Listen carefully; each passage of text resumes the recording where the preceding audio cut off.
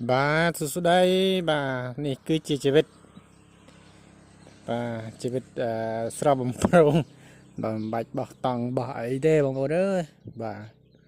មិនបាច់បោះតង់អីទីធ្លាផ្ទះយើងរៀបចំមានដើមឈើមានអីមកណែមកលុបអានេះដើមលៀបអានេះដើមកខុបបារាំងម្ទេសនេះបាទខុបបារាំងនេះមកលុបវល់ល្ងាចបដ ாய் បាច់នេះច្រើនបាច់ឥឡូវនេះកូនដោះទៀតអានេះកូនខុបបារាំងដោះអានេះដោះបានខ្ពស់បន្តិចបាំងមកលុបតាំងពីនោះមកអញ្ចឹងក្នុងនេះគឺឋានសួគ៌និយាយលេងទេបាទហើយនេះកញ្ចក់របស់ខ្ញុំហើយនោះមន់ថ្ងៃមុនតែផុសប្រាប់ចែករំលែកពីការចិញ្ចឹមមន់ឥឡូវមានណាធ្លោះល្អស៊ីឆ្អែតទៅដេកអស់ខាងនោះតម្លាក់មកសបុកទៀតបើបងប្អូនមានចម្ងល់ឬក៏អីអាច comment ក្នុងវីដេអូខាងក្រោមនេះទៅចង់ឲ្យខ្ញុំបង្ហាញពីអីចង់ខ្ញុំឆ្ងល់ពីអីចាំមន់ចាំអីខែមានអ្នកចម្ងល់ចូលចាស់សបងប្អូនយើងសអ្នកមានបទពិសោធន៍ខ្លាំងការចាំបែបលក្ខណៈគ្រួសារអីចឹងបើខ្ញុំក្មេងក្រោយអញ្ចឹងមិនសូវមានបទពិសោធន៍បាទសារក្មេងបើក្មេងអាយុ20 30នេះខ្លះគ្នាគេមិនសូវផ្ដោតលើការចិញ្ចឹមមន់អីទេហើយធ្វើការដល់យើងធ្វើការយើងចេះតែរកចិញ្ចឹមមន់លេងអបសក់ចឹងទៅមានបទពិសោធន៍ចឹងណានេះមានន័យបងប្អូនថ្ងៃឡើង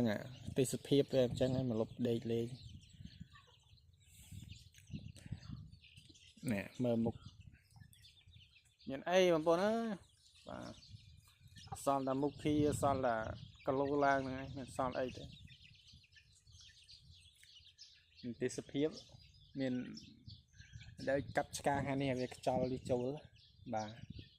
អញ្ចឹងវាមានអីច្រើនទេក្នុងនោះស្មៅនោះចាំមានពេលព្រឹកបានស្អាតបងប្អូន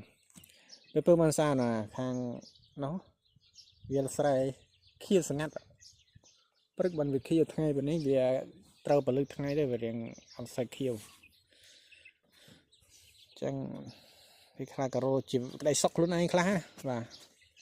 មនុស្សយើងវាឈ្នះតែធ្វើការនេះទេយើងរោក្តីសុខខ្លួនឯងខ្លះទៅជីវិតមានន័យចេះតែនិយាយឲ្យតែបានសាច់លេងបាទហើយបងប្អូននេះថ្ងៃម៉ោងថ្ងៃត្រង់នេះថ្ងៃត្រង់ម៉ោង12ជាងហ្នឹងហើយបងប្អូនបាយទឹកហើយនៅស្មាននេះហើយនេះខែនេះគឺថាវារៀងក្តៅបន្តិចអត់បន្តិចវាអស់ក្តៅហើយសើមវាមានភ្លៀងយកមិញថាភ្លៀងដែរតែអត់ភ្លៀងនៅនេះមានកូនមន់តិចតទូចអីនៅតាមនេះឯងមានអីទេបងប្អូនណាចឹងវីដេអូចេះថតបង្ហាញលេងបាទបងប្អូនបងមានចង់មើលមន់ខ្ញុំអត់ទេដូចចង់ខ្ញុំបង្ហាញញ៉ាំមុនរួចហើយណាអញ្ចឹងមានតែប៉ុណ្្នឹងទេអរគុណច្រើនបាយបាយ